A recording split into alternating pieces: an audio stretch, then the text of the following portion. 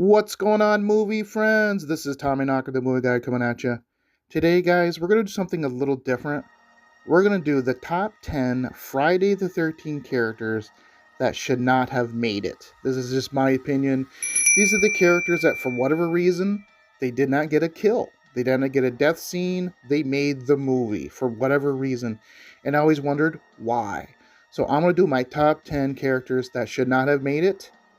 And I'm going to create the scene in which their demise is met.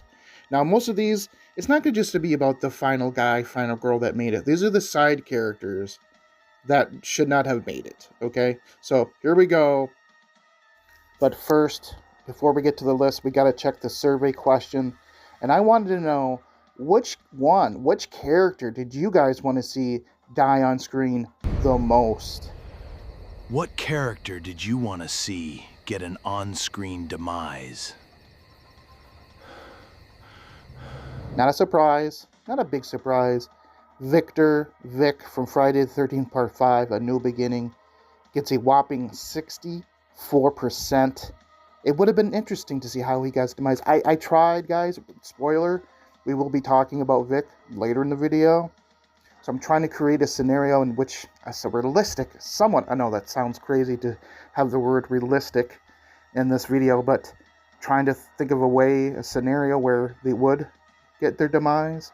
And Vic's a little tricky, so we'll get to that later, guys. But Vic, yep, 64%. Not a big shock there. All right, here we go. My number 10, I didn't want to focus too much on the later sequels, just because, they are watered down, and it doesn't really feel like a Friday the 13th, but however, Jason X. I love Jason X, but there's that one character, him.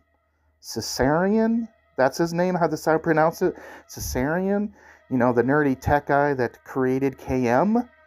Well, let's just say he lives. Yeah, he lived. I'm not sure why, but I always envisioned his death to be kind of like this. Well, two heads are better than one.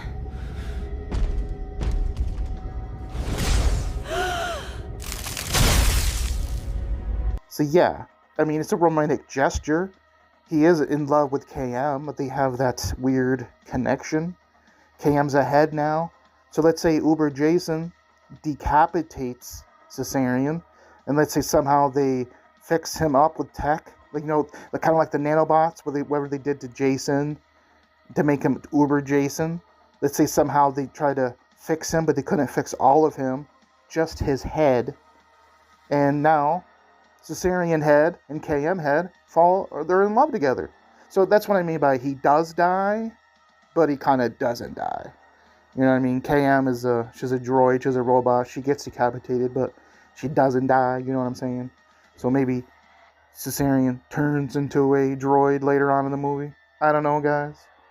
Next, from number 9, how about the mayor from Friday the 13th Part 5, A New Beginning? You? But why? Why me?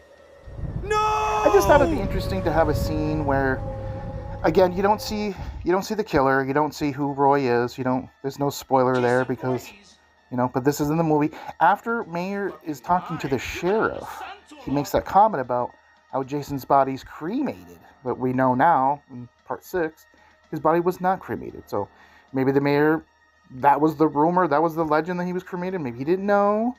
But still, the mayor lives in this movie. But I always thought it'd be a cool scene to maybe have the killer, Roy, burn him alive. Because he makes that comment about Jason being burned a lot, ashes. He was cremated. So how poetic.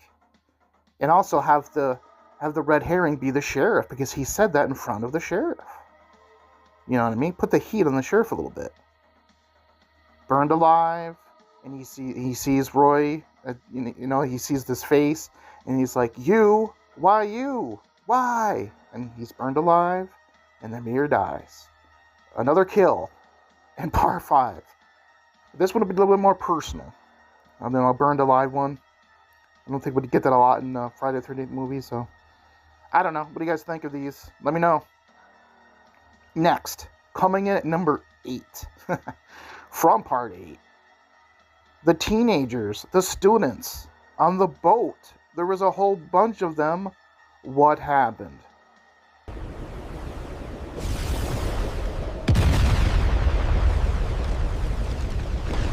Yep, that's in my head, guys. That's canon.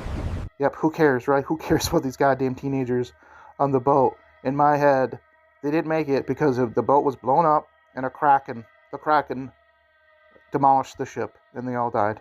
There, you happy now? That's what happened to them. Next, number 7's a very simple one, guys.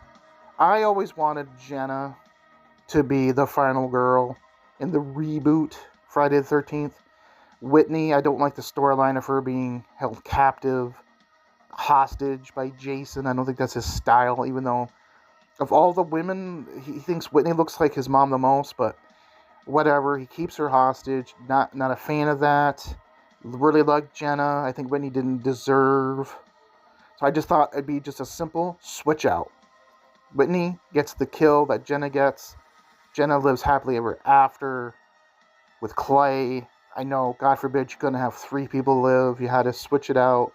And you just knew Whitney wasn't going to die. I mean, you knew surviving and being under the bunker as her hostage, as Jason's hostage for that time. That's just going to kill her off. But why couldn't you just have 3? Why couldn't you have a nice girlfriend for Clay? And he reunites with his sister, but that doesn't happen. So it's just a simple switch out. I don't think Whitney deserved it. I would like to see her get it and just switch out with her and Jenna. Next, guys, let's talk about it. Number 6, from the new beginning, Friday the 13th. Let's talk about Victor.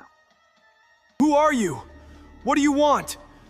Wait, is that Okay, well, this one's a chocolate so I had to bar? think about this one because he is arrested. Okay, he's arrested for murder.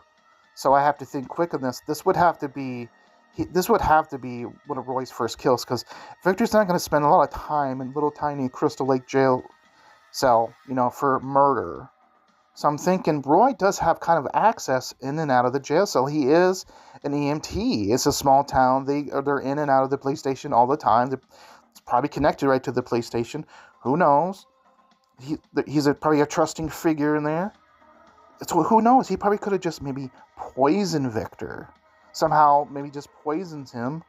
Again, you don't know who Roy is. Or maybe somehow later in the movie, Victor's being transported, and then that's how Roy gets him later on. But again, you don't see Roy. So you get Victor in the beginning of the movie, but Victor is the main red herring of the movie. That's the thing. So you would have to probably wait to the end of the movie, towards the end, for Victor's demise. But Roy, I think that's the tricky part, is Victor's in police custody. But I think Roy does have access to the police station a little bit, with him being an EMT. So it's not totally out of the question. So I think the easiest way is either he poisons him, or somehow Roy has a distraction for the jail cell, and they kind of pull a suicide. Attempted suicide where he hangs him kind of like a Rod in Elm Street with Freddy Krueger. I don't know, guys. What do you think? How would Victor die? And I want to know, because that's probably the number one. He came in at number 1 for that reason. Is the most interesting scenario of how he could die. So, next, number 5, from part 2, one of the luckiest characters in the franchise, but also very annoying, Ted. Real funny, Jeff. Take off my mask. Jeff? You're not I always Jeff! envisioned Ted coming back from the bar, drunk, goes back to his cabin. He's struggling, he's staggering, he's drunk, he can't even get his keys, and then at his door he hears a knock on his door at his cabin, and he answers it, and there stands Jason in his overalls, but wearing the mask that Ted had earlier from the prank at the campfire. And he naturally thinks it's Jeff. But it's almost like a Scooby-Doo scenario. We see the back of Jason. We don't see his face yet. Ted takes the mask off to reveal what the real face looks like. But we don't know what it looks like. Get what I'm saying here? Ted gets the spear. That's right, his own spear that he brought that was strong enough to go through 2 human bodies in a bed and a mattress and all that. Yes, Ted gets that kill. I kind of envision that one. Next, number 4 from the OG, the original 1980 Friday the 13th, Officer Dorf. Ma'am? Are you okay? Hey. I know you. No, every time I watch Friday the 13th, I get more upset with Officer Dorf. I get what they're trying to do with the writing. Adults are bad, you know. They're not to be trusted in these kind of movies. But could the officer be more of a dick? I mean, Officer Dick is more like it. You couldn't joke around with the kids a little bit, just lighten up. They're doing a good thing. They're teenagers working at a summer camp for kids. It's not like they're doing a bad thing. Just lighten up a little bit. But I always envision his death to be probably right after he appears, looking for Crazy Ralph. I can see him maybe driving down with his motorcycle. Maybe he sees the Jeep in the woods, looking like it's abandoned. Maybe look like somebody was in an accident, like Pamela's Jeep. And he goes to investigate a little bit further in the woods. And maybe he sees Alice's body. Excuse me, Annie's body. And Pamela comes up behind him. The POV, maybe cuts his throat, maybe gets a knife kill. I would like to see we'd actually get a kill, not another off-screen kill. But that's what I kind of envision for Officer Dorf, is the Jeep somehow being in the end of the woods. He's going through, trying to look for Crazy Ralph, but he comes across this instead. Next, coming in at number 3 from 3D, Friday the 13th, Crazy Ralph's brother, just kidding, Abel. I always thought he deserved some kind of kill. I'm shocked to this day that he doesn't get anything, so let's talk about Abel. Are you the Dark Angel of Crystal Lake? Now, for Abel, I'm envisioning this at night. Later on, Jason's already got his mask off. Maybe there's a quick scene. He's already looking like the intimidating Jason. Who knows? Maybe it's the end of the cutscenes. You know, like maybe it's the scene at the end where it gives you a kind of flirtation, but that doesn't really make sense because final chapter. But anyway, let's just say that Abel's going through those body parts. Remember, he says he found more body parts. So let's say he's got an arm and a leg, and he's kind of going through it, and it's obvious. It's obvious that it is Scott's body from part 2. Which I thought kind of makes sense because his body was hanging in the woods dead. Maybe wolves, bears, other animals got to it. Not necessarily Jason just chopping up bodies and that's where he got the eye, other body parts. I'm going to go ahead and say maybe coyotes, wolves, whatever got to Scott's body. And that is his body that he's going through. Abel just stands up and he gets a cool 3D effect. I want to say through his eye again because we're getting too many eye kills. I just think it'd be cool if he's like got the eye up in there and then he gets his own eye death. But he will get a 3D death in some capacity. Maybe an axe to the head. Something, guys. Something. I won't try to stay away from the eye because we already get 2 eye kills with Vera and Rick. Number 2. Let's talk about Officer Cologne.